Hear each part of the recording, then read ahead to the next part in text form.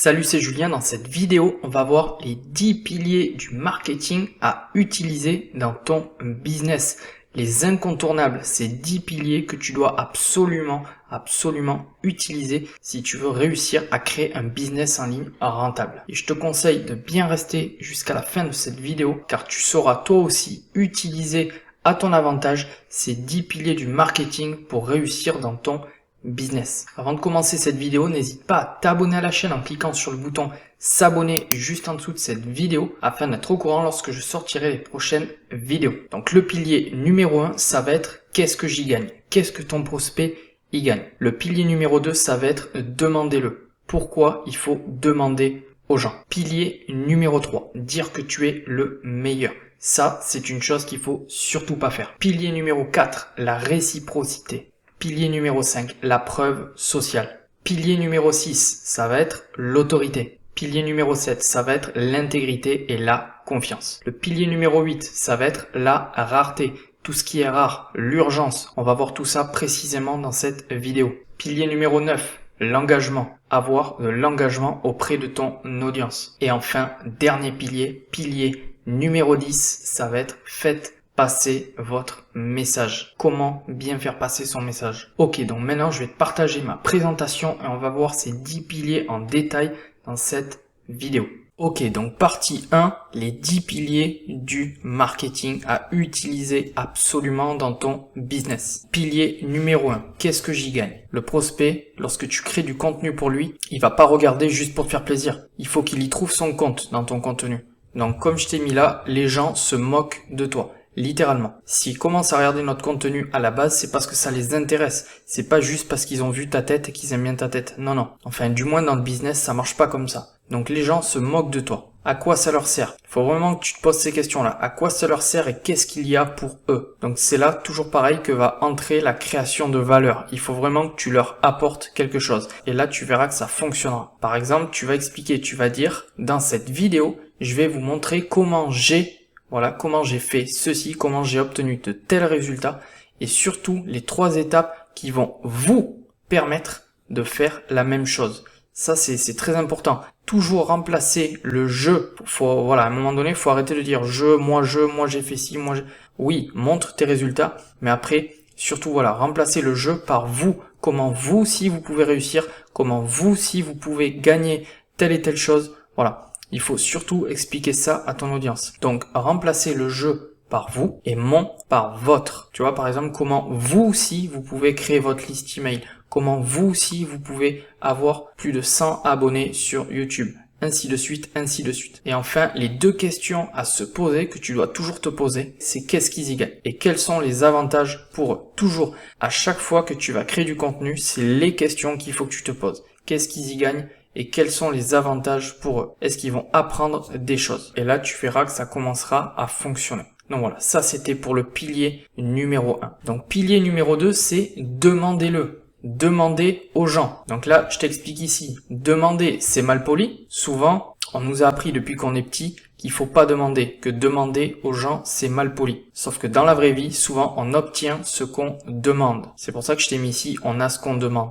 Il faut pas hésiter, alors il y a des formes de politesse bien sûr, mais il faut pas hésiter à demander aux gens, et encore plus dans le business. Le call to action, ce qu'on appelle le CTA, l'appel à l'action. Il faut indiquer aux gens quoi faire. Il faut dire aux gens ce qu'ils doivent faire. C'est-à-dire, par exemple, si tu crées une vidéo sur YouTube, toujours en fin de vidéo, dis-leur quoi faire. Par exemple, faites un like sur ma vidéo, partagez cette vidéo à d'autres personnes, abonnez-vous à ma chaîne, cliquez sur le lien en dessous de la description. Il faut dire aux gens quoi faire. Voilà. Donc, à la fin de tous tes contenus, tu dois dire aux gens quoi faire et leur demander de passer à l'action. Ça fait partie du marketing. C'est un pilier. Alors là, quand tu vois ça comme ça paraît peut-être basique, mais si tu le fais pas, tu vas laisser beaucoup d'argent sur la table. Les gens ne vont pas forcément d'eux-mêmes penser à s'abonner à ta chaîne. Voilà, donc c'est pour ça qu'il faut oser demander aux gens. Donc là, je t'ai mis un exemple.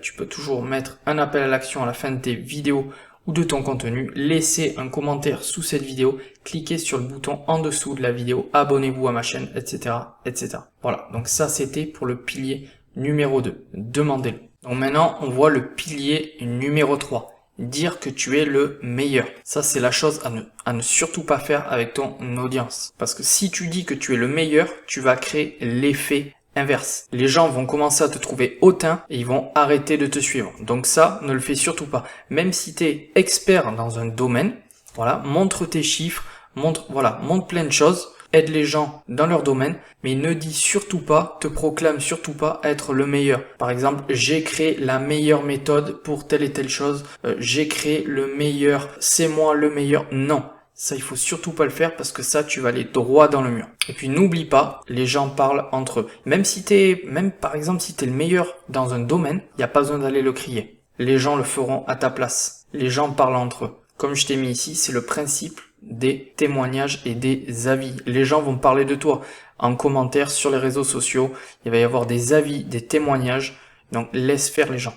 Toujours être honnête. Et donc les gens vont écouter ce que les autres disent sur toi. Comme je te disais tout à l'heure, les avis. Les gens vont regarder les avis. Donc ça, c'était le pilier numéro 3, dire que tu es le meilleur. Ne surtout pas faire ça. Donc maintenant, on va voir le pilier numéro 4, la réciprocité. Donc ça, pour moi, c'est un de mes piliers favoris, un des piliers pour moi les plus importants en marketing. Donc comme je t'explique ici, la réciprocité, le pilier de la réciprocité, qu'est-ce que c'est? Il faut partir du principe, ça il faut vraiment bien le comprendre. Il faut, et ça vaut dans tous les domaines dans tous les domaines, peu importe dans quel business tu es. Mais il faut partir du principe qu'il faut d'abord donner. Voilà, il faut donner aux gens sans rien attendre en retour avant de recevoir. Donc il faut donner beaucoup aux gens, il faut créer beaucoup de valeur pour les gens. Donc il faut créer beaucoup de valeur sur ton marché. Comme je te mets ici, égal, les gens te feront plus facilement confiance par la suite. Lorsqu'il faudra, pourquoi pas par la suite, acheter un de tes produits, vu que tu auras beaucoup donné avant en gratuit, les gens, ça c'est ce qu'on appelle le phénomène de réciprocité. Les gens vont naturellement te rendre l'appareil. C'est comme si quelque chose de magique se produisait ensuite, les gens ont envie de vous aider à leur tour. En fait, c'est un peu ça qui se passe. L'humain fonctionne comme ça. Les gens vont être beaucoup plus réceptifs à tous vos messages. Là, je t'ai mis un petit exemple pour illustrer la réciprocité. Le restaurateur qui offre le digestif à la fin du repas. Moi, je vais te donner un exemple. Il y a un restaurant où je vais de temps en temps, où on est client chez eux. Ils ont l'habitude de nous voir. Très souvent, on mange entrée, plat, dessert. Et à la fin, c'est pas tout le temps, mais très souvent, à la fin, ils vont nous offrir un petit digestif. Alors, tu vois, c'est pas grand chose. Et puis, un petit digestif, il n'y a pas beaucoup. Ça leur coûte pas grand chose. Pour eux, c'est que dalle. Mais c'est un geste. Donc, en fait, en faisant ça, nous, on trouve ça super cool. Et en échange, souvent, on a envie de rendre l'appareil. Alors, on le fait pas forcément. Mais souvent, on va laisser un pourboire. On va laisser un pourboire, bon déjà parce que la cuisine est très bonne, de une, et de deux, ce petit geste à la fin, voilà, il te donne quelque chose en plus, petit digestif, qui fait que toi, à la fin, naturellement, voilà, t'as envie de leur donner, toi, à ton tour. Donc tu vas laisser un pourboire, quelque chose, voilà. Ça c'est un petit exemple, mais en fait, ça marche pour tout comme ça, pour tout. Ça, il faut bien que tu comprennes. Donc, c'est un de mes piliers favoris, la réciprocité. Ok, donc le 5e pilier, ça va être la preuve sociale. C'est un pilier également très très puissant à utiliser dans son marketing, la preuve sociale. Donc la preuve sociale, qu'est-ce que c'est? C'est un concept psychologique très puissant. Souvent là, à l'intérieur, ça marche comme ça. Si autant de personnes suivent ce truc, il y a forcément une raison. Et en fait, ça va être l'effet boule de neige. Quelques exemples. Tu vois, les avis et témoignages, plus il va y en avoir sur toi, mieux ça sera et mieux ton business va fonctionner. C'est pour ça que quand tu crées et que tu vends un produit, il faut absolument qu'il y ait des témoignages et des avis clients. Plus il va y en avoir, mieux ça sera et mieux tu auras de poids pour mettre en avant ton produit. Si tu n'as que 3-4 avis et quelqu'un qui vend le même produit que toi avec la même valeur, le même tarif, mais qui le vend avec 25, 30 ou 40 avis différents et des avis positifs bien sûr, tu verras que ça aura beaucoup plus de poids. Donc ça, il faut le plus tôt possible que tu récupères des avis et des témoignages de tes clients. Je vais te montrer 2 petites photos, 2 illustrations, le phénomène du restaurant vide et du restaurant plein sur la preuve sociale. Ok, donc là, comme tu peux voir, on est dans une rue, il y a ce premier restaurant. Ce premier restaurant, ici. Comme tu peux voir, là, il y a la serveuse et il y a personne. Bon, le restaurant a l'air sympa, mais tu vois qu'il y a personne. Personne fait la queue. Maintenant, je vais te montrer un deuxième restaurant. Deuxième restaurant ici, où là, tu passes dans la rue et tu vois que les gens font la queue, en fait, pour rentrer dans le restaurant. Et là, qu'est-ce qu'on se dit?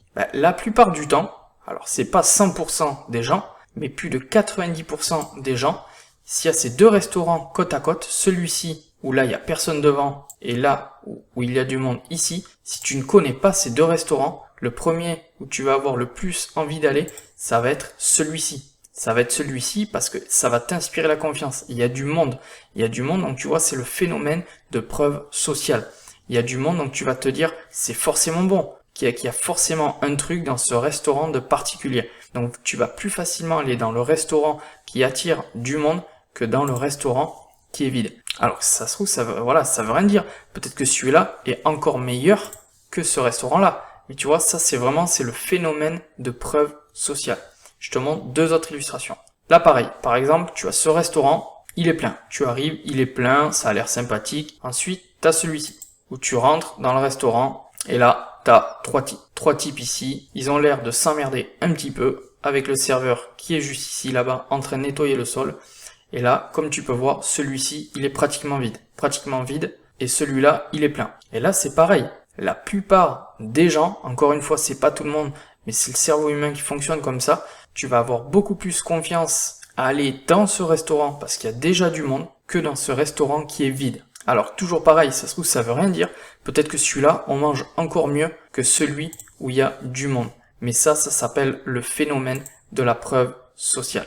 Donc voilà, donc ça c'était pour le pilier numéro 5, la preuve sociale. Ok, donc maintenant dans la partie 2, nous allons aborder les 5 derniers piliers indispensables du marketing à utiliser pour ton business. Parce que comme on a vu, il y en a 10, on a vu les 5 premiers et maintenant on va voir les 5 derniers juste dans la partie 2. Donc maintenant pour accéder immédiatement à la partie 2, tu as le lien juste dans la description. Va cliquer sur le lien dans la description pour accéder donc aux 5 derniers piliers du marketing et en accédant à la deuxième partie, donc en cliquant sur le lien dans cette vidéo, tu pourras également récupérer sous fichier PDF toute cette présentation en reprenant point par point les 10 piliers du marketing. Va cliquer sous cette vidéo pour accéder à la partie 2 immédiatement et également récupérer ton fichier récapitulatif des 10 piliers du marketing. Sur ce, je te retrouve tout de suite dans la prochaine vidéo.